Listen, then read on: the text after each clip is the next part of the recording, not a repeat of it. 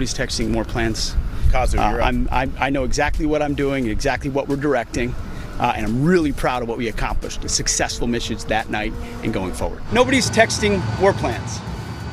Well, I noticed this morning, out came something that doesn't look like war plans. And as a matter of fact, they even changed the title to attack plans, because they know it's not war plans. There's no units, no locations, no routes, no flight paths, no sources, no methods, no classified information. U.S. Secretary of Defense Pete Hegseth is lying, which, to be clear, is the meta in this day and age. He's just trying to protect his own behind. When I heard that they were doing all this stuff on Signal, I was like, maybe that's too modern. Whatever happened to a phone call?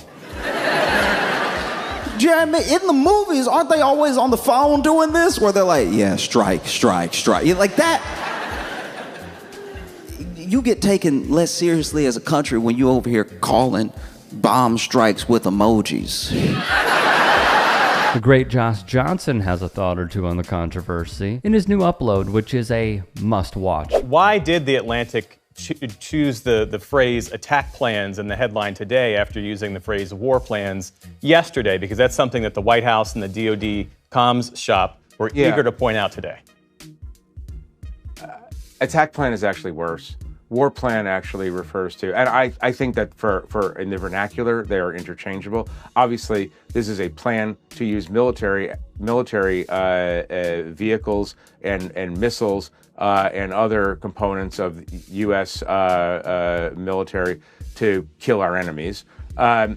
The attack plan actually refers to more technical aspects of what is done in an attack. A war plan, it really actually refers more to strategy. So I changed the word. I mean, we use it interchangeably, in fact. But I changed the word because attack plan actually gets to the heart of what Pete Hegseth was doing, which was giving a minute-by-minute countdown of what they were hoping to do. But again, that's a sideshow. They are trying to avoid the issue at hand, which is that they engaged in a massive security breach, and this would not have been discovered had they not accidentally shared their signal channel with me, which is in itself evidence of a massive security breach. Exactly. So Hegseth, Walz, Vance, and Trump can try to weasel their way out, but we all know what went down. And no one at first was really owning up to who added him.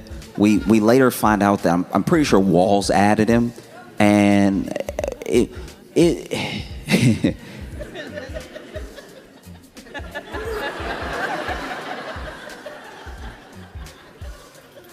this journalist didn't even think that it was real. It was so dumb. When it happened, he said he didn't know it was real until they actually bombed Yemen, and then he, comes forward with it. Hey, they sent me these plans. He had already left the group as well. When he realized, you're not supposed to be in the room. In the room like, uh-oh.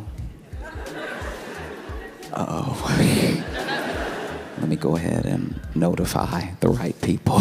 A point that has been discussed. Should Goldberg have left? What else could he have learned? No one knows. As you know, last week I used some pretty colorful language to call Pete Hegseth a liar.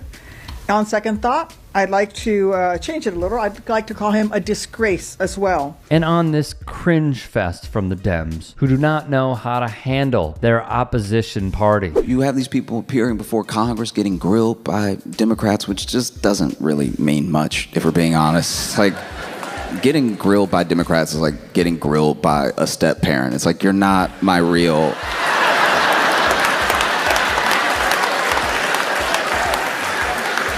But what are you gonna do though? What are you gonna do about it? It's like the first time you get big enough to really step to your dad, and you know you should do it, but you're like, what you gonna do though? I'll show you how to use your phone, old man.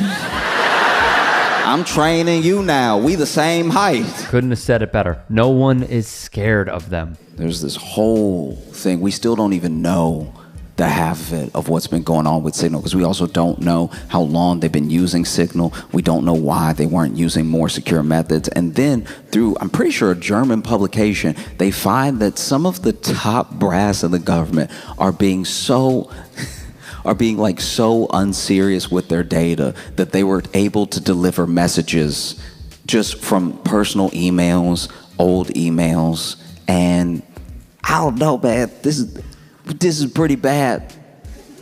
You know what I mean? I didn't recognize how bad it was, and I think a lot of the general public don't really feel like it was that bad, because people say it's a successful mission. That's why some people think the leak was on purpose, because it's like all they did was leak a successful mission. And it's like, morality aside, of what a successful mission means for a country that, I don't know, like, has anybody checked? Are we at war with Yemen? I don't know. Mission success, like, but you bombed.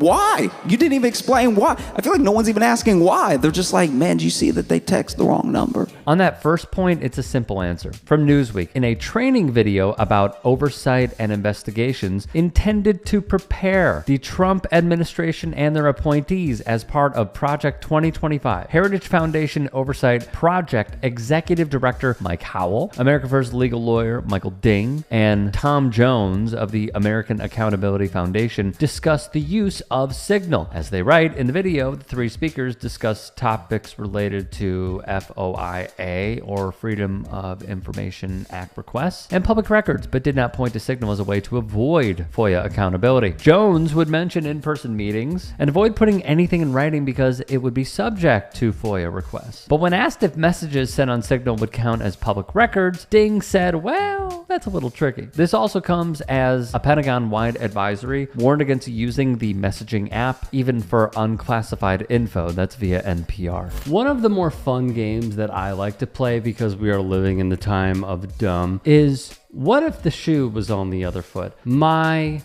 God, what a scandal. And it feels like when you have the Jesse Waters of the world, whether he decides to cheat on and leave his wife for a Fox News producer or not, will go on national television and say, come on, don't you remember when you were added accidentally to the boys group chat talking about the bachelor party?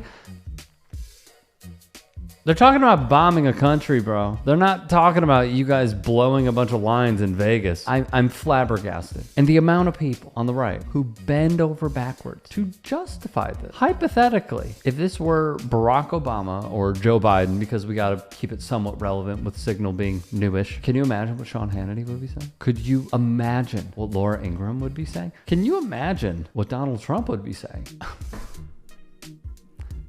Mystifying. Hey, I appreciate you watching. Now, if you can, please do become a channel member by going to youtube.com/TYTsports and clicking the join button. If that's too much for you, you can just go to tyt.com/join to become a member. It helps all of us out here at the Young Turks and keeps our network afloat. In addition, you could follow me on my socials on Twitter, Instagram, and TikTok. Appreciate the love. Have a great day.